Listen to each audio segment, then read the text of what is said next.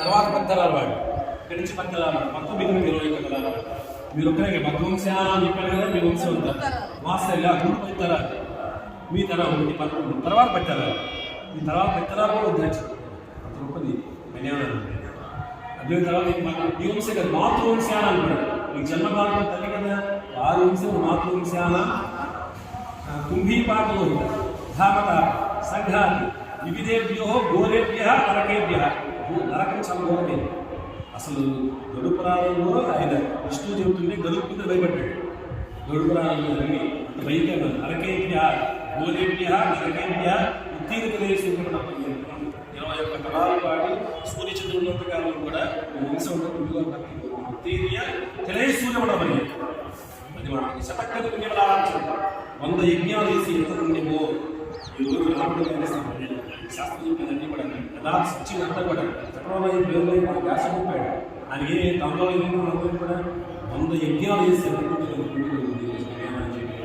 ఎవరు చేస్తారు అందరూ కూడా అమ్మవారి నుంచి ధన్యాలు చేసినారు. ఎందుకంటే సాలోక్య సామీప్య సాహిత్య సాహిత్యమనే 4 రకాల పక్షాలు ఉన్నాయి. ఆ 4 రకాల పక్షాలను సంపాదిస్తారు ధన్యవాదాలు చేయాలి. ఇంకా ఎవరి సూర్యమండలం చెప్పారు. ఇక్కడి నుంచి పూర్వం పీల్చుకుంటూ సూర్యలోకానికి వెళ్ళి అక్కడికి పీల్చుకుని వస్తే ఇంతకాలం వెళ్ళి అందరికీ కూడా పొందుకోబోతున్నారు. ధన్యవాదాలు బ్రహ్మాండే ఒక్క విషయాన్ని చేస్తారు. కూతురుంటే 20 నాడు పెంచారు.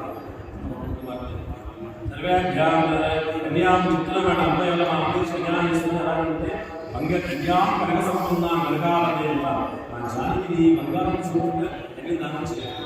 కన్యాం ఆడకు ఎన్ని కన్యాం చేశారు. కన్యాం కనక సంపన్న నరకాల దేవత ఆపద మా అమ్మ ఎలా బంగారం సమానం బంగారం పవిత్రమైన నా అమ్మాయి నుంచి ధన్యవాదాలు చేస్తున్నారయ్యా. ప్రమాణం చేస్తారన్నమాట.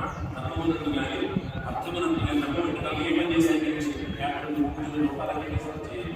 అర్థమని డబ్బులు మనం ఎక్కడింది రూపాయలు ఎక్కడేస్తారు ఏ బ్యాంక్ చెప్తున్నారు ప్రమాణం చేస్తారు.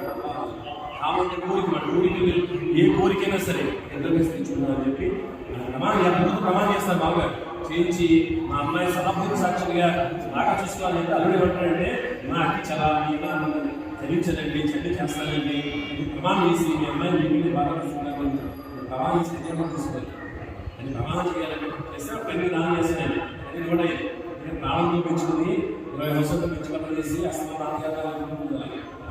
చాలా కష్టం అసలు తమ మనిషికి అసలు పెంచింది మనకి మనుషులకి కాబట్టి అలా కన్యా దానం చేస్తున్నారు. ఎందుకంటే కన్యాదానం రాముడికి దానం చేస్తే చాలా విశేషమైన ఈ సమయంలో రాముడు రాముడు ఎవరి వంశంలో అంటే ఎదురు సాగి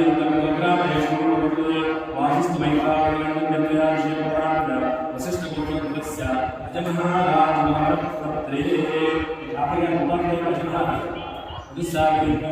చాలా మంచి వంశం చదివించి